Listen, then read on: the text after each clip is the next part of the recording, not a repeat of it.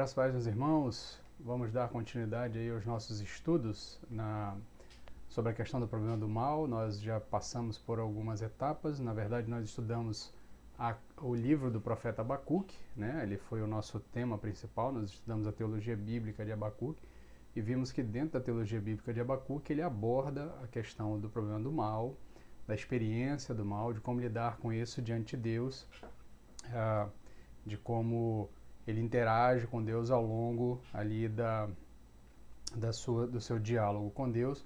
Nós vimos que, embora Deus tenha utilizado de uma maneira um tanto quanto estranha ao profeta, né, porque, só rememorando, se você não assistiu às outras aulas, mas Abacuque inicia o livro se queixando do estado em que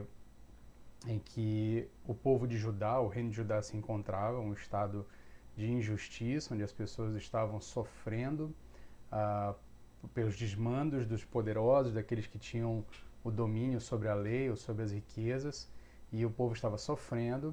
E aí Abacuque então vê aquela injustiça tomando conta da sociedade, e ele então clama a Deus para que Deus faça alguma coisa, né? Ele pede a Deus que Deus faça alguma coisa diante dessa situação.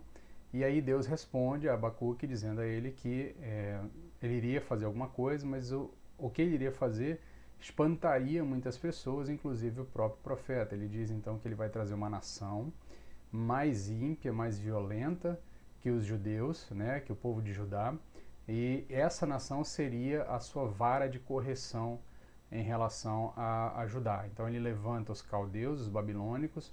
O Império Babilônico então é usado por Deus para trazer juízo e disciplina ao povo de Israel, ao povo de Judá, né? Esse juízo e essa disciplina é a destruição de Judá. O povo é destruído, é levado para o exílio, e lá no exílio então Deus vai tratando, disciplinando o povo ao longo da história. Depois a gente vai acompanhar o retorno do exílio alguns anos depois, né, em outros livros dos outros profetas.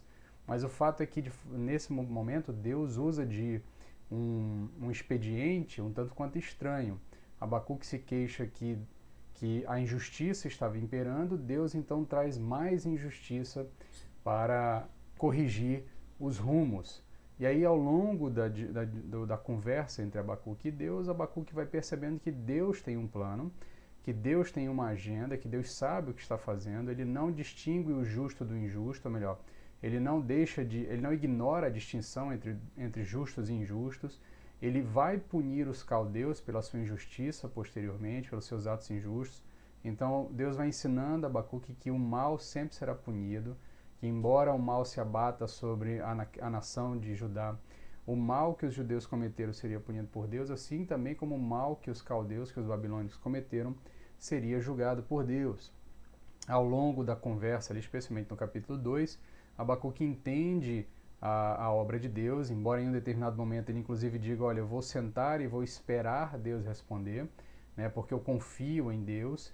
E aí, no capítulo 3, que encerra, é um hino de adoração de Abacuque, e nesse hino ele encerra ali nos últimos versos dizendo que ainda que a figueira não floresça, ainda que a vide não dê o seu fruto, ainda que não haja gado no campo, ainda assim eu terei esperança no Senhor, ainda assim eu louvarei a Deus, confiando em Deus. Então ele vai do protesto ao louvor, ele vai da indignação à adoração diante de Deus, porque Deus se revela a Abacuque e explica a Abacuque parte dos seus desígnios, embora Abacuque não consiga compreender todos os desígnios de Deus. Ele explica parte dos seus desígnios, e Abacuque então é confortado por confiar num Deus que tem o controle sobre todas as coisas e que não deixará o mal impune. Isso é basicamente um resumo assim bem simplório de toda a discussão que nós tivemos ao longo de 4 ou 5 aulas pela teologia bíblica de Abacuque. Mas a gente quer hoje dar continuidade a essa análise, ainda dentro da temática do problema do mal, porque em um determinado momento das nossas aulas nós explicamos que há as abordagens filosóficas sobre a questão do mal, tá? As abordagens filosóficas, as abordagens apologéticas, a abordagem a partir de uma racionalização do problema do mal, né? E essa abordagem, ela pressupõe aí a discussão eterna entre a partir da premissa de que se Deus é bom e todo-poderoso, ele não poderia permitir o mal. Como se essa equação, Deus bom, Deus todo-poderoso e a existência do mal, elas não pudessem, ou melhor, esses elementos não pudessem fazer parte da mesma equação. Eu quero hoje retomar um pouco dessa questão, nós vamos voltar a falar um pouco da abordagem lógica, apologética, e depois nós vamos fazer falar de uma abordagem emocional, uma alternativa bíblica a lidar com o problema do mal. Então convido você aí a prestar atenção nos slides, porque hoje nós vamos citar alguns textos bíblicos, mas nós vamos basicamente acompanhar os pontos no slide e à medida que nós formos necessitando de algum texto bíblico, nós vamos fazer uso dele. Tá? Então, esse dilema da existência do mal e da existência do mal em coexistência com Deus, ele parte de uma pressuposição, especialmente levantada por ateus, de que isso seria uma contradição. Tá? Ou seja, o Deus cristão existe e o mal existe. Isso seria uma contradição. A ideia aqui é que, se Deus é bom, ele deveria evitar o mal, porque ele não poderia compactuar com a maldade. Então, e se Deus é poderoso, ele teria poder para evitar o mal ou para extinguir o mal. Então, nessa equação, na visão de alguns ateus, e na visão às vezes um pouco popular de pessoas que se opõem à fé cristã, eles partem de uma equação, de uma análise que esses três elementos seriam contraditórios. A ideia de que Deus existe, o mal existe, então logo ou Deus não existe ou o mal não existe. Como as pessoas experimentam o mal fisicamente, experimentam o mal acontecendo, a gente vê os noticiários, então consequentemente o outro elemento é excluído aí da equação, ou seja, Deus então não existiria. O Deus cristão, né? Porque é o Deus cristão, o Deus que a Bíblia apresenta, é o Deus que os cristãos apresentam em sua apologética, e que é esse ser que é todo poderoso e todo bondoso ao mesmo tempo. E aí, muitas vezes, nessa discussão, nós acabamos tentando justificar isso, e por isso a expressão teodiceia, né? Teodiceia basicamente é justificativa de Deus ou defesa de Deus, né? Uma tradução direta da expressão teodiceia seria defesa de Deus ou justificativa de Deus. Muitas vezes a gente acaba sacrificando o intelecto para afirmar que Deus e o mal existem. Como é que a gente costuma fazer isso de maneira equivocada? Partindo para a questão do mistério. Dizer que, olha, por que Deus permite que o mal existe? Isso é um mistério. Um mistério no sentido mais místico, né? Partindo de uma abordagem mais mística, de coisas que são impossíveis para nós entender. Então nós respondemos dando a resposta do mistério, dizendo, olha, Deus sabe os seus caminhos, Deus conhece os seus caminhos, Deus é que sabe todas as coisas, nós não sabemos, nós não podemos entender os desígnios de Deus. E aí a gente apela para uma resposta um tanto quanto mística, ao invés de tentar analisar, tá, de maneira apologética ou de maneira filosófica, a partir do texto bíblico, a questão da existência do mal e da existência de Deus. Até porque, se nós analisarmos de forma lógica, isso não pode ser tratado como uma contradição. Porque o que é uma contradição do ponto de vista lógico? Uma contradição do ponto de vista lógico é afirmar uma coisa e imediatamente depois você afirmar o contrário, do tipo, Deus existe, Deus não existe. Isso é uma contradição. Eu afirmo que Deus existe e logo na sequência eu afirmo que Deus não existe. Ou então eu afirmar que 2 mais 2 são 4 e logo na sequência eu afirmar que 2 mais 2 são 5. Isso é uma contradição, tá? Então, nesse ponto, logicamente falando, afirmar que Deus existe e que o mal existe não é uma contradição. Tá? Afirmar duas coisas que aparentemente são contraditórias, isso nos leva para o campo da antinomia. O que é a antinomia? Especialmente para quem é da área jurídica, está mais familiarizado com a expressão, quando se fala da antinomia das leis, talvez até pelo viés da explicação jurídica seja mais fácil entender. O que é uma antinomia? A antinomia é quando você tem, dentro do mundo jurídico, né? é quando você tem duas leis regulando a mesma coisa. Então, de repente, você tem uma lei que diz é permitido dirigir sem cinto de segurança e outra lei dizendo que não é permitido dirigir sem cinto de segurança.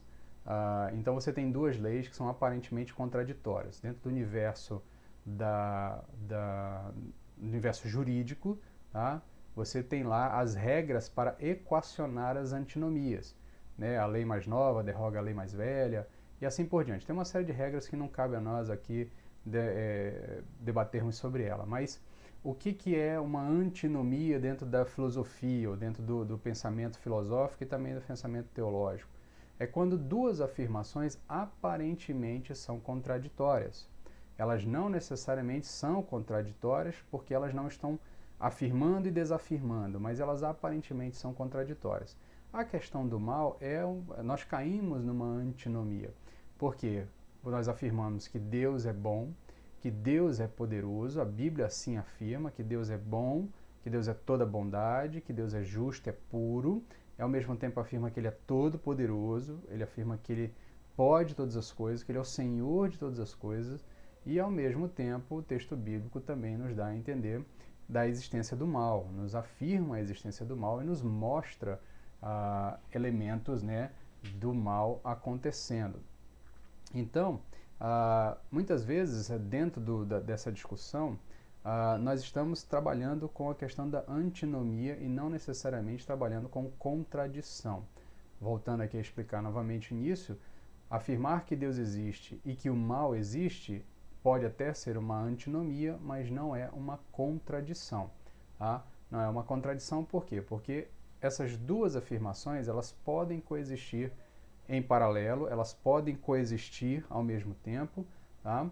Elas de fato coexistem dentro da perspectiva bíblica. Deus existe, o Deus cristão, ele é todo poderoso, e o mal existe.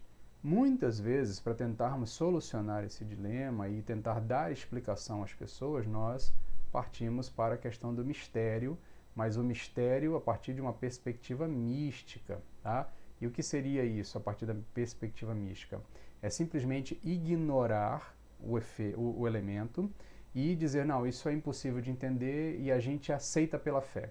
Aceita pela fé, quase que num salto de fé, ignorando, tá, qualquer tipo de abordagem intelectual sobre aquele assunto. A gente dá um salto de fé, ainda que a gente não consiga ter nenhum tipo de percepção racional sobre o assunto. E isso também não é bíblico, porque o conceito de fé bíblica é a certeza das coisas que não se veem. Quando, lá em Hebreus, o que o autor de Hebreus nos diz, que a fé é o firme fundamento das coisas que se esperam e a certeza das coisas que não se veem. Tá? Então, qual é a ideia dele ali? Ele faz um contraponto, ele faz ali uma espécie de jogo de palavras, dizendo que ao mesmo tempo eu tenho um firme fundamento das coisas que eu não vejo, ou seja, eu tenho certeza absoluta daquilo, embora eu não tenha visto, tá? Mas eu tenho certeza. E ao mesmo tempo ele é a firme expectativa das coisas que se esperam, ou seja, eu estou esperando algo, essa coisa ainda não chegou, mas eu tenho a certeza absoluta de que ela virá. E isso é o que ele vai explicar sobre fé.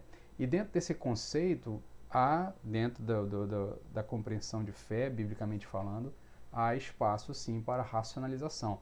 O conceito de Hebreus 11, lá sobre a fé, não é um conceito irracional, é um conceito calcado na racionalidade.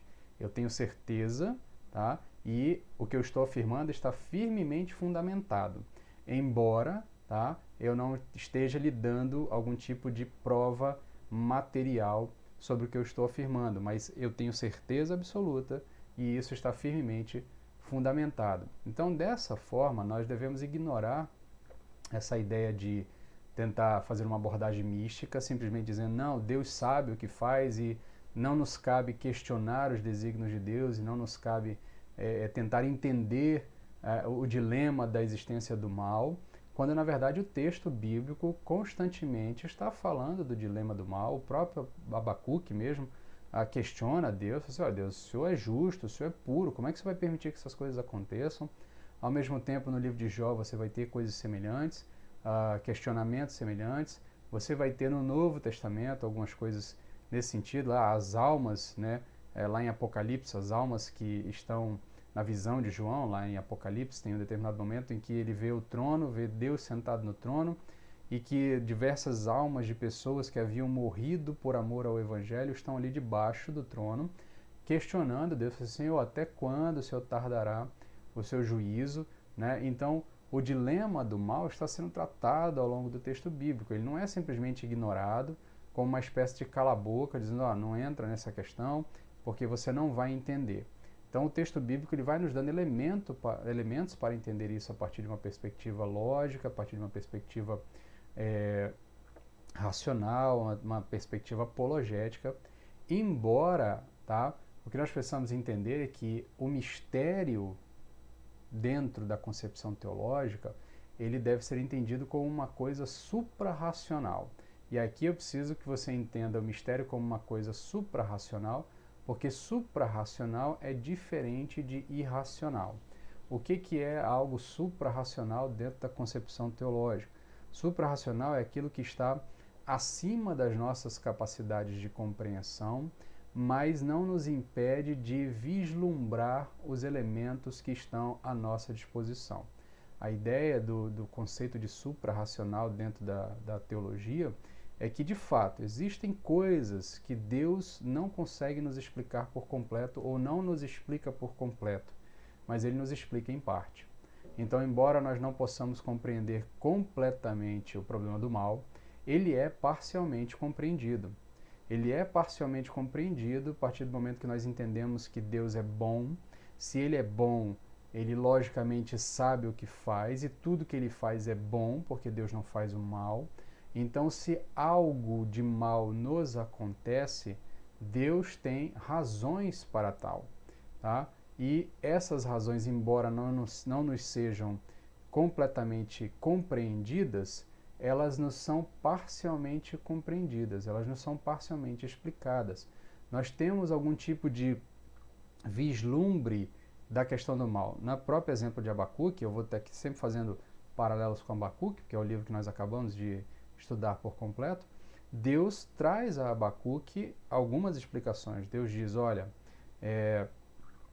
os caldeus, embora tenham sido injustos com vocês, eles sofrerão as consequências da injustiça deles. Eu não vou deixar passar impune isso. Eles sofrerão o juízo. Mais na frente, lá em Apocalipse, o mesmo exemplo que nós citamos anteriormente, as almas questionam a Deus e logo na sequência da leitura do texto você vai ver que uma série de juízos começam a ser decretados por Deus.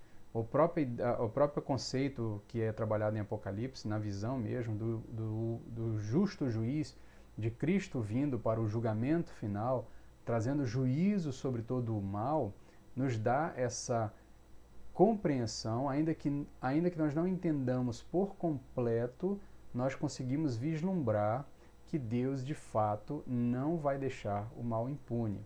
Tá?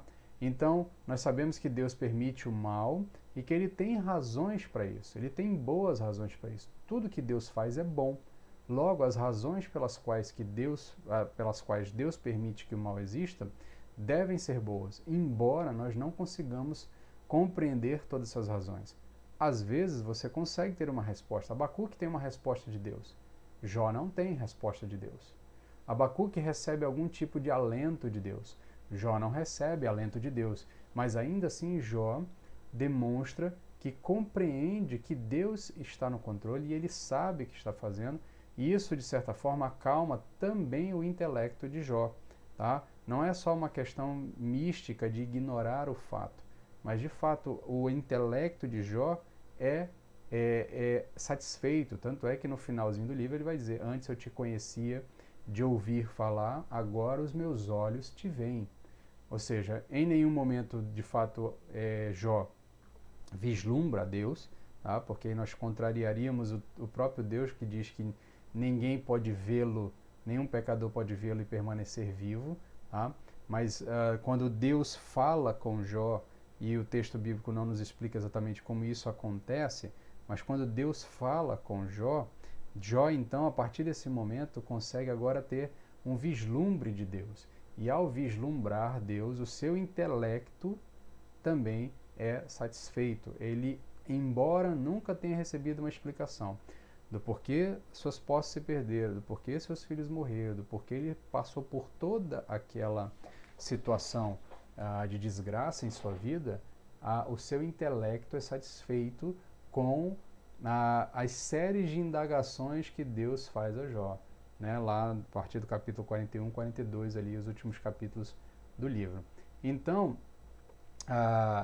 em certo sentido, nós precisamos, inclusive, lembrar que Deus também é vítima do mal. E vítima aqui entenda entre aspas, tá? Mas Deus experimenta a maldade também. Deus perde o seu filho no Calvário. Ao perder o seu filho no Calvário, ao ver o seu filho sendo morto, sendo violentado ali fisicamente por homens maus, pelo fruto do pecado, e em razão do pecado, Deus também experimenta o mal. Logo, Deus permite que o mal exista, e Ele mesmo também experimenta os desdobramentos do mal. Então, para encerrar essa parte inicial aqui, nós vamos falar um pouco dessa questão do dilema e dessa abordagem lógica e filosófica. Nós podemos sim falar em mistério, mas nós não podemos falar em contradição. Nós podemos falar em mistério a partir de uma compreensão suprarracional e não a partir de mistério no sentido de misticismo, de uma coisa irracional. Você não pode afirmar que é irracional para nós, tá? Entender por que o mal existe. Não é uma questão irracional.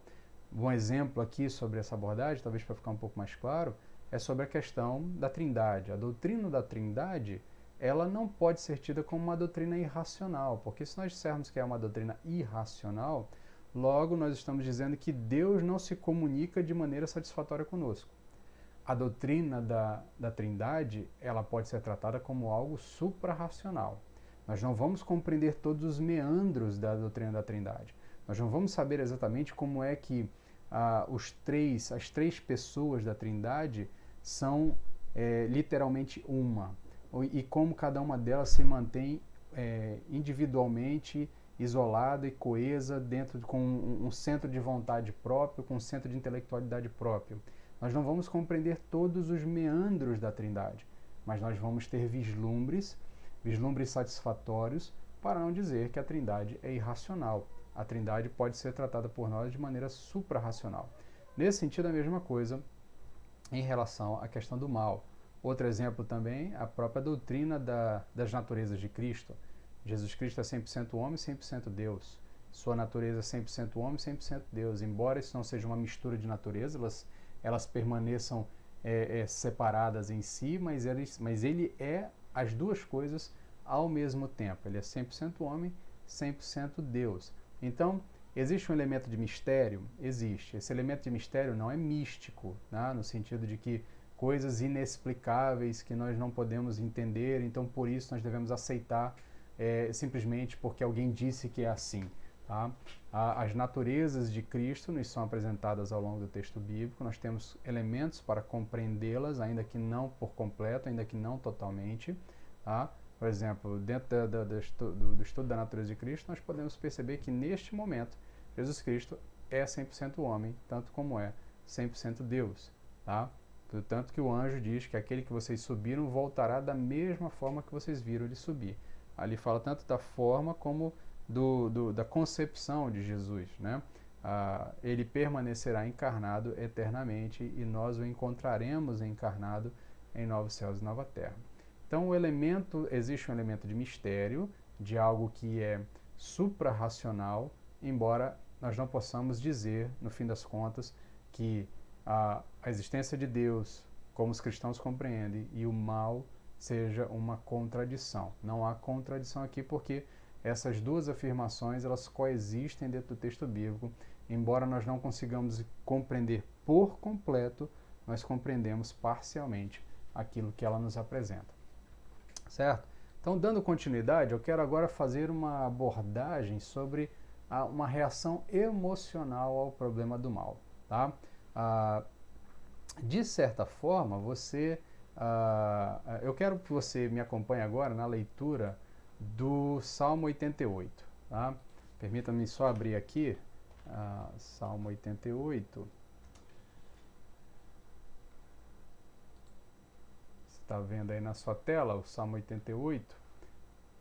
Deixa-me só trocar aqui para ficar mais fácil. Você acompanha o slide aí enquanto eu leio aqui o Salmo 88. Então, eu não vou ler o Salmo todo, ele é um pouco extenso, né? São 18 versos, mas eu quero ler só o comecinho para que você perceba a introdução do que eu quero trabalhar a partir desse ponto. Tá? O texto diz assim: Senhor, Deus da minha salvação, diante de ti tenho clamado de dia e de noite. Chegue a minha oração perante tua face. Inclina os teus ouvidos ao meu clamor, porque a minha alma está cheia de angústia e a minha vida se aproxima da sepultura. Estou contado com aqueles que descem ao abismo, estou como homem sem forças, livre entre os mortos, como os feridos de morte que já jazem na sepultura, das quais te não lembras mais, e estão cortados da tua mão. Puseste-me no abismo mais profundo, em trevas e nas profundezas. Sobre mim pesa o teu furor, tu me afligistes com todas as tuas ondas. Alongastes de mim os meus conhecidos, puseste-me em extrema abominação para com eles. Estou fechado e não posso sair. Então, nós vemos aqui, eu li até o verso 8, tá? Nós vemos aqui o salmista se apresentando diante de Deus, inclusive até com uma abordagem um tanto quanto dura, né? Ali no verso 5 ele diz assim: atirado entre os mortos, como os feridos de morte que jazem na sepultura, dos quais já não te lembras. São desamparados das tuas mãos, puseste-me na mais profunda cova, nos lugares tenebrosos, nos abismos. Nós fizemos aqui algumas abordagens sobre o problema do mal, né? E nós percebemos que existe sim explicação lógica, uma explicação apologética, uma explicação de abordagem teológica sobre por que o mal existe, que é possível compreender que Deus existe e o mal existem de maneira que isso não é uma contradição. É possível, a gente falou um pouco sobre antinomia, em outros momentos de todas as aulas nós abordamos um pouco sobre essa questão, mas o problema é tratar o problema do mal de uma maneira distanciada é uma coisa, entendeu? Você tratar o problema do mal como uma questão filosófica, uma questão apologética, racional, é uma coisa, você está tratando de longe. Outra coisa é tratar o problema do mal experimentando ele nas nossas vidas. Experimentando a dor, quando você abre lá o resultado do exame e vê que está com uma doença terminal. Quando você recebe a notícia de que um parente querido morreu num acidente trágico, ou mesmo acometido de uma doença. Ou quando você constata que perdeu o emprego, ou quando você constata que todas as suas posses foram roubadas. Estou falando aqui de elementos de maldade, ou então quando de repente há uma catástrofe climática e toda a sua, digamos que você seja um agricultor, toda a plantação de um ano inteiro foi perdida, toda a sua perspectiva de sobrevivência se destruiu. Então, uma coisa é nós tratarmos o mal de uma maneira distanciada, de uma maneira apenas intelectual, apenas como objeto de estudo. Nós conseguimos compreender alguma coisa, entender ali, mas outra coisa bem diferente é quando nós estamos experimentando o mal nas nossas vidas, tá? Experimentando a maldade dos homens ou a maldade ocasional, né? A maldade do acaso aqui, entenda o acaso aqui, não como uma força mística, mas a ideia de catástrofes climáticas, do aleatório da vida, tá? Um terremoto, um tsunami, uma catástrofe climática, uma nevasca, uma ventania, ou qualquer coisa nesse sentido, que possa lhe trazer algum tipo de prejuízo, de mal, ou até mesmo algum tipo de ferimento, ou até mesmo morte. Então, outra coisa é quando você experimenta isso na carne, na sua própria vida, tá? Porque do ponto de vista lógico, tá, nós podemos compreender que Deus existe, que Deus é bom, que Deus é todo-poderoso e o mal existe. Logicamente, a gente consegue compreender isso. A gente passou os últimos 20 minutos, 25 minutos dessa aula, os primeiros 25 minutos dessa aula, fazendo um arrazoado sobre isso para que você entenda, tá? Nós podemos entender também do ponto de vista teológico, né, que Deus tem as suas razões. Afinal de contas, Ele é bom, tá? Embora nós não possamos entender todas as suas razões ou acessar essas razões, tá? Porque elas estão num nível supra-racional, mas Deus tem boas razões para que todas as coisas aconteçam. Nós conseguimos entender isso a partir de uma análise teológica do texto bíblico, tá? Só que as explicações lógicas e as explicações teológicas, elas nem sempre conseguem suprir a nossa necessidade por razão. Nem a apologética ou a teodiceia conseguem ajudar alguém que passa por uma tempestade na alma.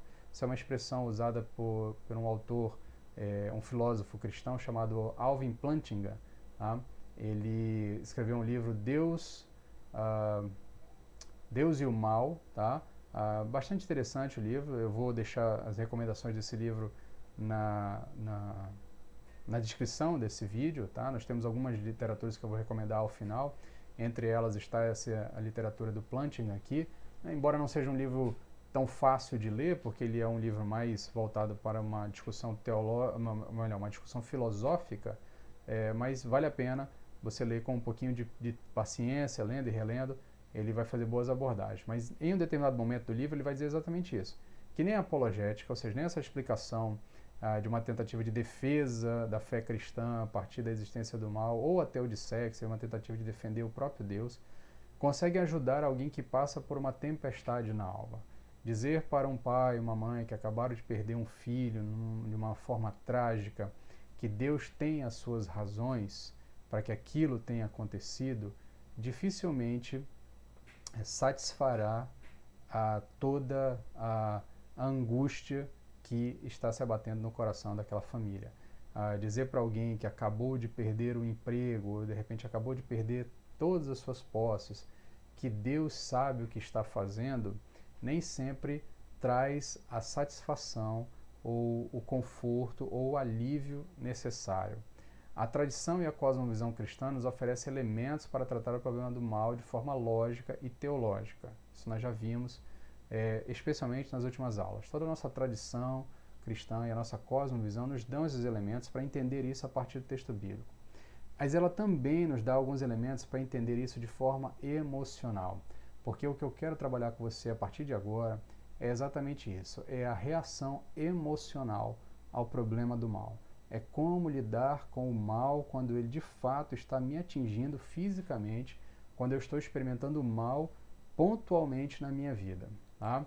Então, antes de nós darmos continuidade, nós vamos precisar distinguir, tá, algumas coisas aqui. Primeiro, buscar uma explicação para o problema do mal e buscar uma explicação para o problema de um mal específico são duas coisas diferentes. Tá?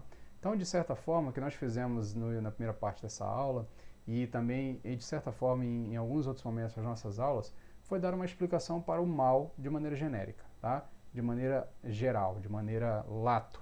Tá? Agora, o que nós estamos tentando é fazer com que você entenda que nem sempre nós vamos conseguir explicar o problema de um mal específico. Tá? São duas buscas diferentes. A apologética, a teodiceia, tudo que nós falamos, as abordagens teológicas, nos dão a condição de perceber, de entender ou de tentar vislumbrar, ainda que nós tenhamos o elemento do mistério, o elemento do suprarracional aqui, lembrando do mistério como elemento suprarracional, daquilo que está parcialmente acessível a nós, mas ainda não é uma questão de irracionalidade, de simplesmente ignorar razões, mas a busca por uma resposta, uma explicação para o problema de um mal específico, ela às vezes é uma busca que nos consome, e muitas vezes ela é estimulada no nosso meio. Tá? Em geral, quando nós estamos sofrendo, nós experimentando o mal, e reagindo emocionalmente ao mal, uma explicação geral não nos satisfaz. Nós queremos saber por que eu, tá? Por que isso aconteceu comigo? Tá? Existe uma crença entre nós, de maneira geral, uma crença dentro da igreja, que se nós soubermos a razão específica porque alguma coisa aconteceu conosco, nós então poderíamos solucionar aquilo e satisfazer a nossa alma, o nosso intelecto, as nossas expectativas. Só que dessa crença que nós precisamos saber a razão de todas as coisas, surgem alguns tipos de respostas bastante estapafúrdias, que nos atrapalham muito mais do que nos ajudam. Na verdade, elas só nos atrapalham. Respostas do tipo, essa doença é falta de perdão, por exemplo, alguém está com um câncer, né? E aí, de repente, você vê aí alguns pregadores, algumas percepções evangelicais sobre o assunto, dizendo, não, meu querido, esse seu câncer é fruto de falta de perdão, é porque você está guardando uma mágoa, essa mágoa então formou um câncer, e aí, enquanto você não liberar perdão, esse câncer vai consumir você. Ou então é do tipo, essa doença que se abateu na sua vida é uma punição de Deus por um pecado escondido. Você precisa confessar todos os seus pecados, você precisa falar o nome dos pecados para que Deus então lhe livre dessa doença. Esse tipo de abordagem não tem fundamento bíblico. A Bíblia não dá explicações assim. Tá? Ela não nos apresenta a relação do homem com a existência do mal e até mesmo das catástrofes. Ela não trata dessa forma. Tá? Nós reconhecemos, os psicólogos, os estudiosos da mente, né, os estudiosos também das emoções, eles reconhecem que, de fato, pessoas rancorosas, pessoas que guardam mágoas, pessoas que não buscam pacificar problemas na sua vida, de fato elas tendem a ter mais problemas de saúde por uma questão de infelicidade, por uma questão de até mesmo falta de esperança, né? Muitos médicos dizem que aquelas pessoas que estão em estado terminal, mas que são dotadas de uma esperança religiosa, elas tendem a ter uma melhora ou um enfrentamento daquela situação com menos sofrimento, tá? Mas não há nenhuma justificativa bíblica para nós dizermos que um câncer é fruto de falta de perdão, ou que uma determinada desgraça que tenha acontecido na vida de alguém seja uma punição de Deus, tá? Por um pecado específico daquela pessoa, tá? Especialmente na vida de cristãos, até porque todo o pecado do cristão ele foi punido em Cristo no madeiro. Então não faz muito sentido a gente entender essa ideia um tanto quanto dos amigos de Jó, né? Botei ali entre parênteses para chamar a atenção, essa abordagem dos amigos de Jó, né? Os amigos dizendo para ele, Jó, tu tem pecado escondido, confessa o teu pecado, isso é fruto de pecado escondido. Especialmente dentro da concepção cristã, tá? Dentro da concepção de pessoas que confessaram Jesus Cristo como seu Senhor e Salvador, não faz muito sentido esse tipo de abordagem, tá? Essas explicações elas acabam nos servindo como uma espécie de cala-boca, pois no fundo nós não admitimos que as pessoas possam sofrer na igreja. Nós não conseguimos lidar com as pessoas em sofrimento na igreja. Aí nós tentamos achar esse tipo de explicação, dizendo, olha, esse seu sofrimento é fruto de um pecado escondido, é fruto de alguma coisa que você fez lá no passado, é fruto de algum tipo de maldição hereditária, familiar, que você tem que quebrar essa corrente dessa maldição hereditária. Nada disso faz sentido a partir do texto bíblico, tá? No fim das contas, nós não conseguimos lidar com as pessoas que sofrem dentro da igreja, e porque nós não conseguimos lidar com o sofrimento na igreja, tá? Nós acabamos tentando achar explicações extra-bíblicas para a questão do sofrimento. Porque no fundo nós não damos espaço para melancolia dentro da igreja. Nós temos a ideia de que todo crente tem que ser um potencial, uma pessoa o tempo todo feliz, né? Porque nós temos bênçãos de Deus e essa uma visão tanto quanto triunfalista da vida cristã, nós não conseguimos perceber que há momentos da vida que de fato nós vamos passar por sofrimento e precisamos lidar com o sofrimento e muitas vezes passar por um momento de dor, por um momento de tristeza, por um momento de melancolia. E aí eu quero apresentar para vocês agora uma alternativa bíblica que é ignorada em nossos dias, tá? As Escrituras nos apresentam uma opção para encontrar paz, uma opção de encontrar paz mesmo sem entender os motivos específicos do mal que nós sofremos. Mesmo que nós não consigamos compreender o mal, o porquê que aquilo aconteceu comigo, porquê que eu estou com essa doença, porquê que essa desgraça se abateu sobre minha família, porquê que esse infortúnio se abateu sobre mim, muitas vezes nós não conseguimos explicar essa explicação, não conseguimos atingir essa explicação específica. A Bíblia nos dá uma alternativa para encontrar paz. A lamentação é a opção bíblica ao sofrimento. Eu quero, a partir de agora, com vocês, falar um pouquinho sobre a lamentação como essa alternativa bíblica ignorada, tá? Embora a lamentação seja uma alternativa bíblica, nós ignoramos ela, tá? Na igreja, nós não conseguimos criar um ambiente de autenticidade, nós temos medo de ofender os irmãos, tá? Nós precisamos recuperar o conceito de lamentação dentro da Bíblia. Dentro da Bíblia não, dentro de nossas igrejas. Por quê? Nós temos a falsa sensação de que se eu estiver em um momento de melancolia e de tristeza, os meus irmãos vão achar que eu sou uma pessoa de pouca fé, né? Vão achar que eu sou uma pessoa que não acredita mais em Deus. Vão achar que eu sou uma pessoa que não reconhece a soberania de Deus, uma pessoa que muitas vezes ignora que Deus tem os seus caminhos e sabe o que está fazendo. Embora nós tenhamos um livro inteiro da Bíblia com exatamente esse nome, Lamentação, tá? Então, nós precisamos recuperar o conceito de lamentação e a prática da lamentação como uma alternativa bíblica ao problema do mal, a lidar emocionalmente com o problema do mal, tá? Embora em português lamentação tenha uma conotação negativa, tá? Em geral, nós acabamos entendendo lamentação como reclamação, né? A lamentação, dentro do conceito bíblico, ela não é reclamação, tá? Teologicamente, reclamação é murmuração, tá? Quando a Bíblia fala de murmuração, está falando de reclamação. Quando ela fala de lamentação, ela não está exatamente falando de reclamação, tá? Perdão. A reclamação, ela é oriunda daquele que não tem mais fé, tá? A reclamação, ela é oriunda daquele que deixou de acreditar em Deus, por isso ele passa a reclamar. Um exemplo clássico de reclamação é o povo de Israel no deserto, né? Eles tinham acabado de sair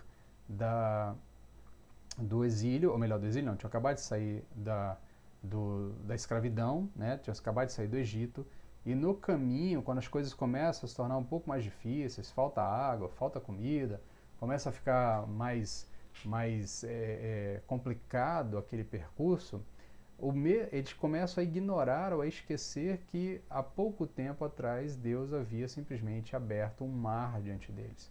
Então as pessoas começaram a ignorar a Deus, a esquecer de Deus, a perder a fé em Deus, e ao passar a perder a fé em Deus, eles passam a murmurar, passam a reclamar, passam a falar como se simplesmente Deus não soubesse de nada ou estivesse de fato ali brincando com eles. A lamentação, por outro lado, é a confissão do dilema.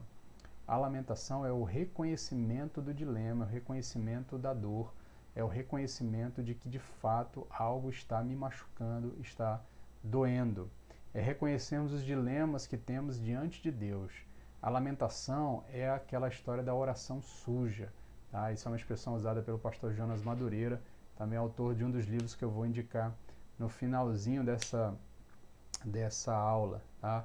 Então, em certo sentido, a lamentação, ela é essas orações sujas. Aí eu volto com você lá no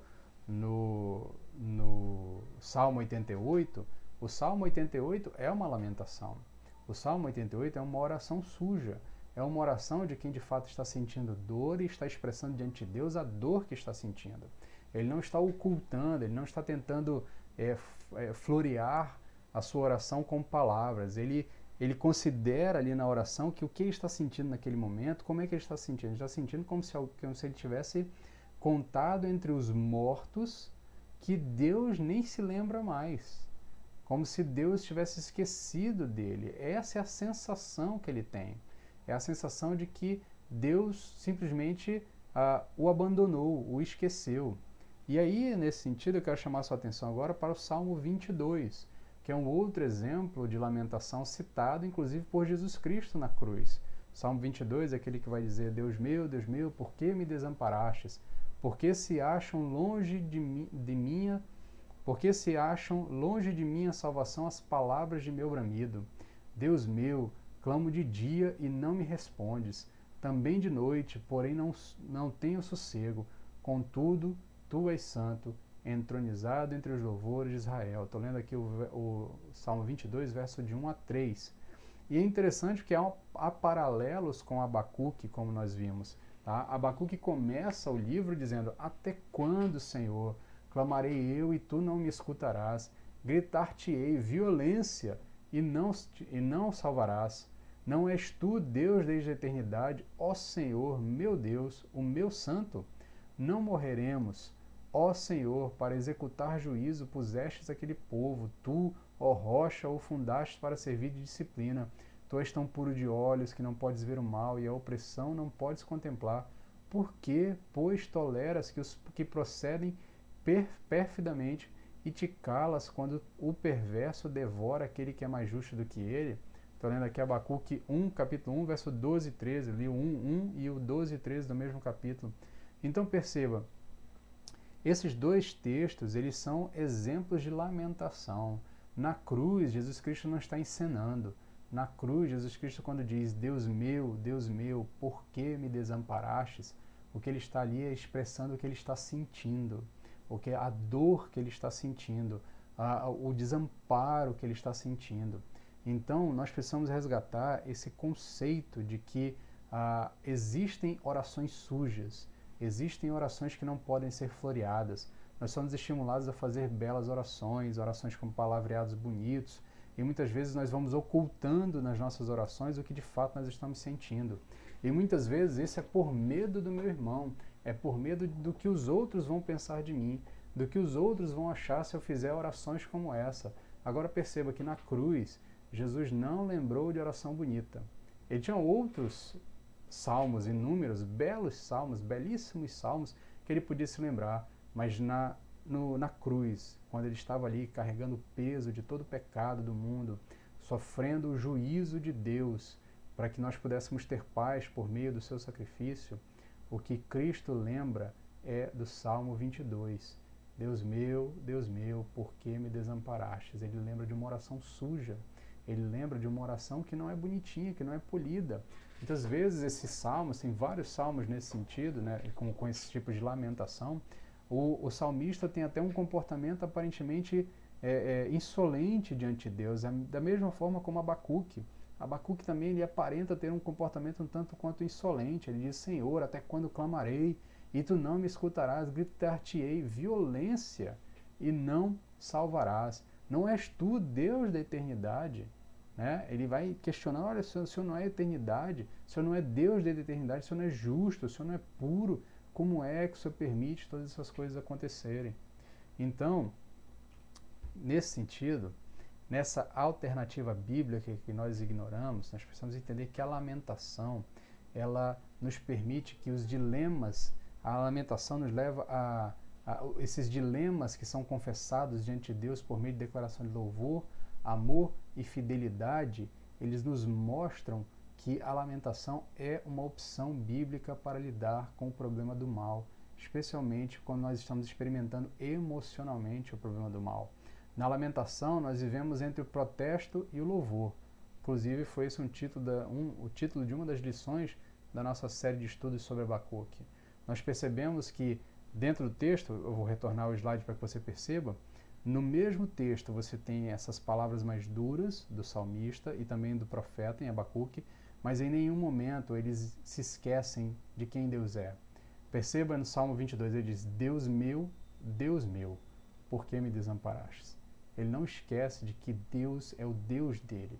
Da mesma forma, ele vai para frente e vai dizer assim: porque se acha longe de mim a salvação, porque se acham longe de mim, de minha salvação as palavras de meu bramido.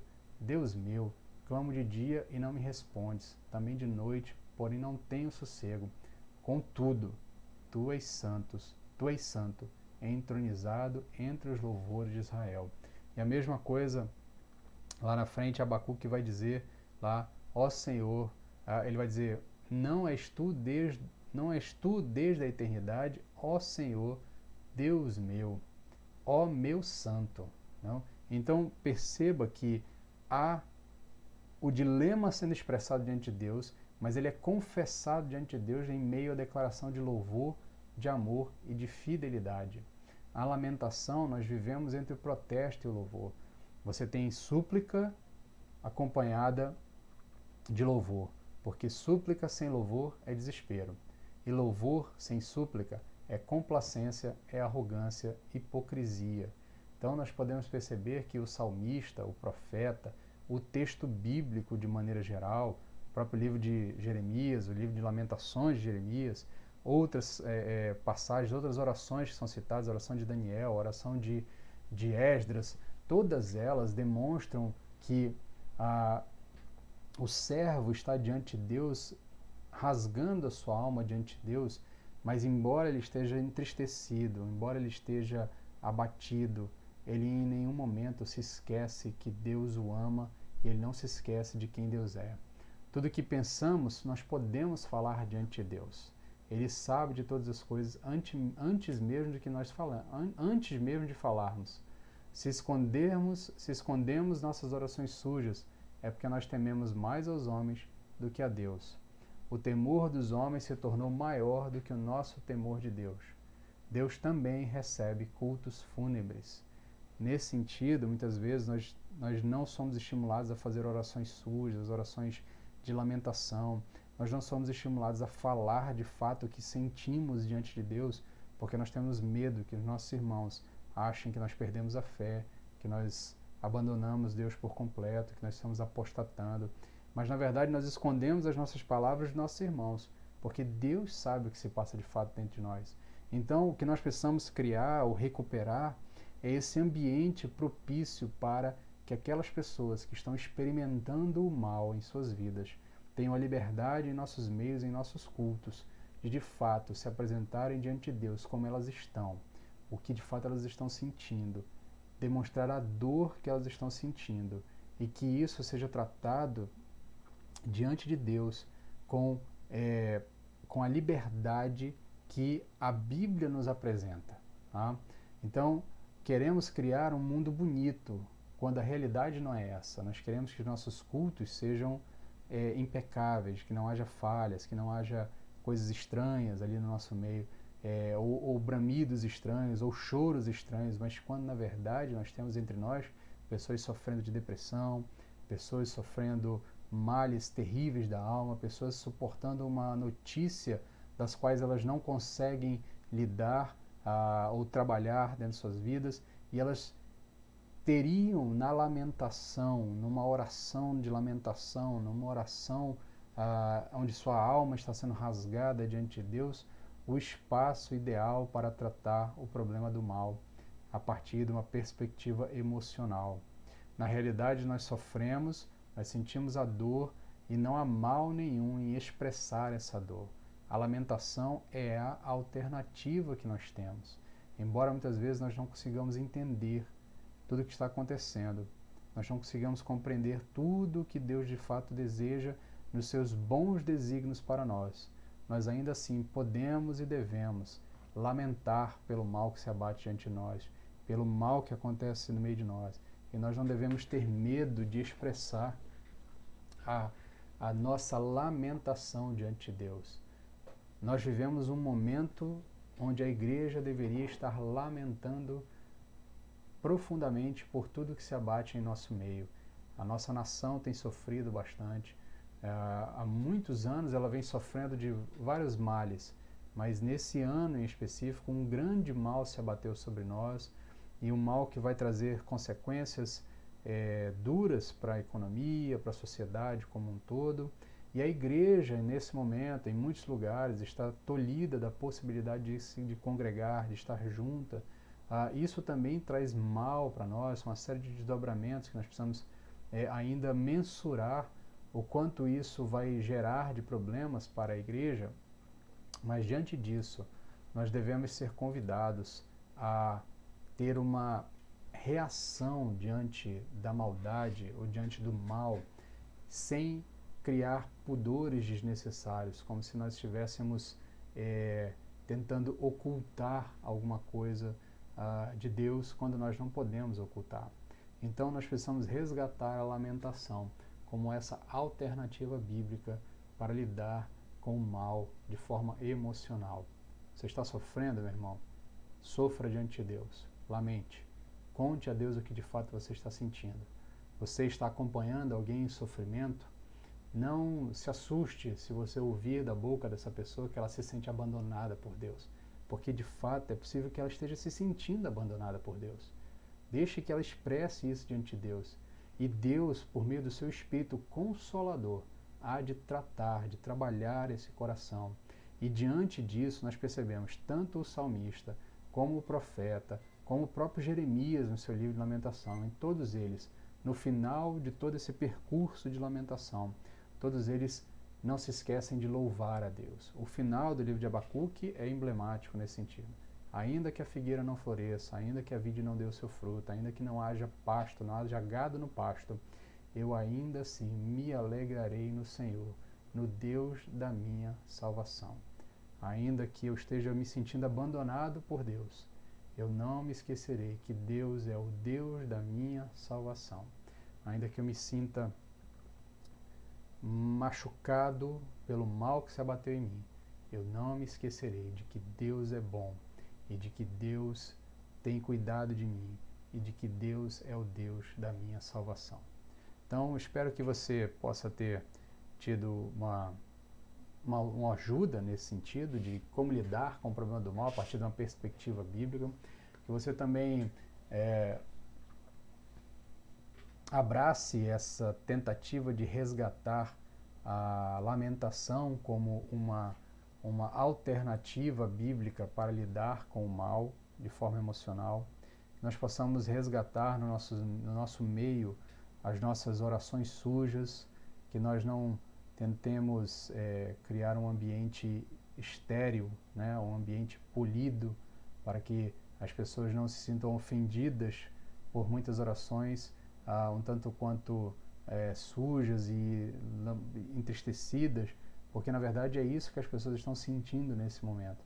Nós possamos de fato ser autênticos diante de Deus e que a igreja auxilie uns aos outros nesse sentido, em sermos de fato autênticos diante de Deus e falar diante dele o que de fato estamos sentindo. Que Deus aplique essa palavra ao seu coração. Nós vamos orar ao final. Se você tiver alguma dúvida, alguma necessidade de explicação melhor sobre algum ponto, não hesite em fazer contato conosco por meio das redes sociais ou por meio dos contatos oficiais da igreja. Nós vamos estar à sua disposição para lhe auxiliar nesse processo. Se Deus nos permitir, domingo à noite, no mesmo dia que essa aula estiver sendo publicada nas redes sociais, nós também estaremos trazendo mais uma palavra de Deus a partir ali do livro de Atos. Nós estamos acompanhando a jornada do apóstolo Paulo e da igreja nos seus primeiros 30 anos. Convido você a estar conosco aqui mesmo, nesse mesmo ambiente que você está assistindo essa aula. Fique na paz, eu vou fazer uma oração e logo em seguida nós estamos encerrando. Deus, nós somos gratos, Pai, porque o Senhor nos permite ser autênticos diante de Ti, Pai. O Senhor nos permite nos apresentar como realmente nós estamos sentindo, Pai. Que nós possamos criar esse ambiente saudável dentro da igreja, para que as pessoas possam falar o que sentem diante de Ti. E resgatar a lamentação como uma maneira bíblica de lidar com o problema do mal, e especialmente quando o mal se abate sobre as nossas vidas em um problema específico, em uma situação específica.